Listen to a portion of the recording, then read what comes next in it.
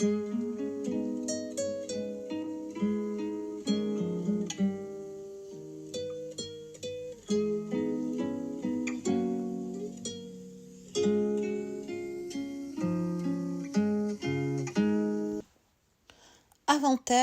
numéro 14. Alors c'est un inventaire un petit peu spécial parce que c'est l'inventaire qui sort le jour de mon anniversaire, donc il fallait que ça soit un inventaire particulièrement important. Donc aujourd'hui, ça sera l'inventaire aux 80 associations. Donc, l'association aux 80 qui se trouve à Tours. Alors qui a bien plus d'abonnés que moi forcément, elle a quand même 1500 abonnés à peu près.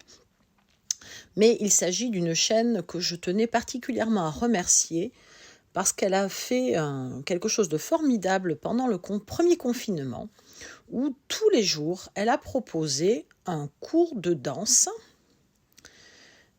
Et donc ces cours de danse, alors qu'ils ne sont plus en ligne, forcément, elle les a mis en ligne pendant le confinement, ils restent les premiers, cependant, le premier cours de chaque matière.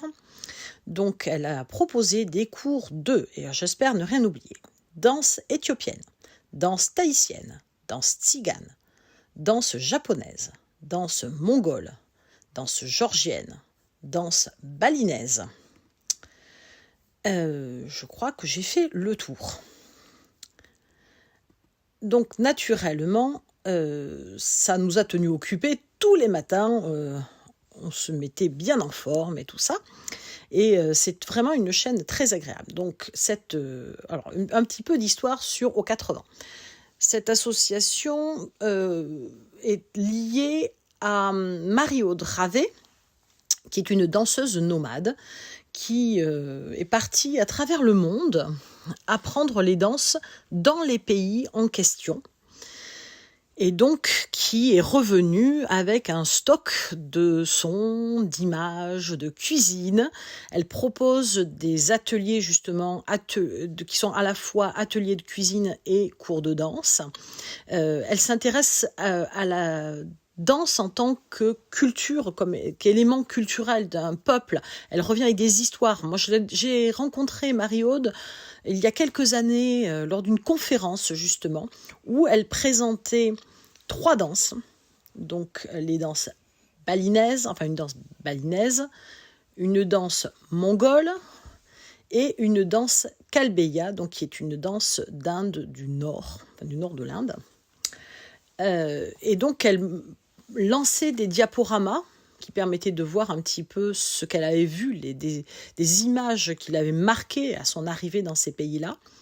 Puis, elle revenait en costume et racontait l'histoire d'une personne ou d'une famille qui l'avait marquée sur place. Puis, elle dansait et présentait donc, et expliquait la danse de ces pays-là en tant qu'élément culturel.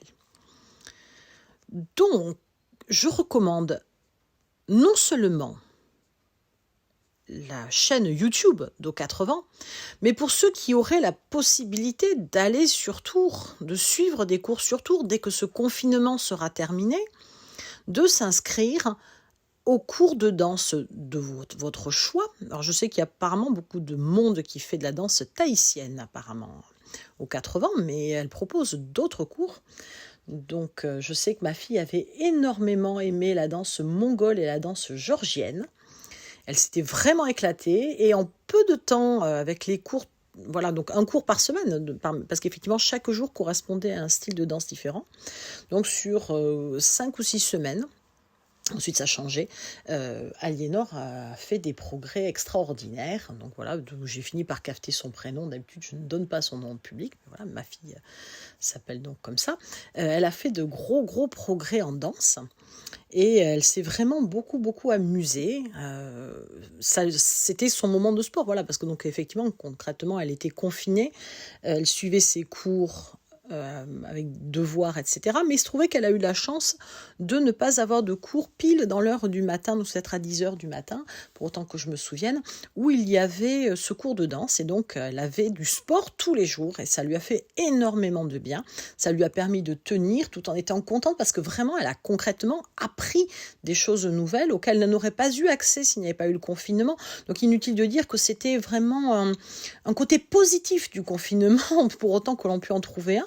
Mais là, oui, il y avait un confinement positif pour elle et je sais vraiment extrêmement gré à Marie-Aude d'avoir pu proposer ça. Par ailleurs, donc sur cette chaîne, il y a les chroniques, enfin tout ou partie des chroniques, mais j'ai l'impression qu'il y en a quand même un bon paquet, des chroniques que Marie-Aude avait faites sur RCF Touraine il y a quelques années, donc vers 2017, sur ces chroniques de radio s'appelaient Comme Ulysse.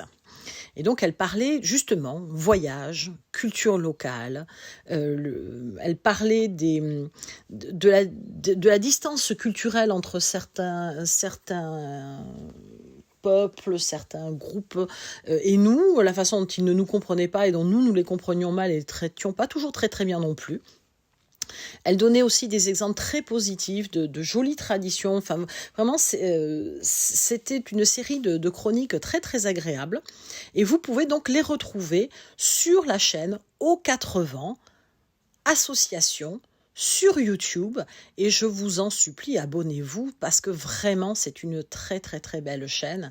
Je sais que, enfin, ou je suppose que cette association doit souffrir un petit peu actuellement du confinement parce que je ne suis pas sûre que les cours puissent continuer dans des conditions normales. Je ne suis pas sûre qu'ils puissent continuer du tout, je ne sais pas. Donc je souhaite vraiment bonne chance à cette association à qui je souhaite une longue vie, qui est une belle ambassadrice des cultures du monde entier sur la France. Et de la France dans le monde entier, puisque effectivement, je sais que la télévision mongole avait signalé que Marie-Aude dansait des danses mongoles en plein tour, par exemple. Donc il y avait une des vidéos qui avait été rediffusée sur la télévision mongole. Et donc je trouve que c'est un beau passage, un pont entre des pays du monde entier et nous. Et je la remercie infiniment de tout ce qu'elle a vraiment pu faire pendant ce confinement en particulier, où vraiment elle a donné sans compter. Et franchement, c'était des cours de qualité. Et merci, merci, merci, merci, Marie-Aude. Heureux qui, comme Ulysse, a fait un long voyage.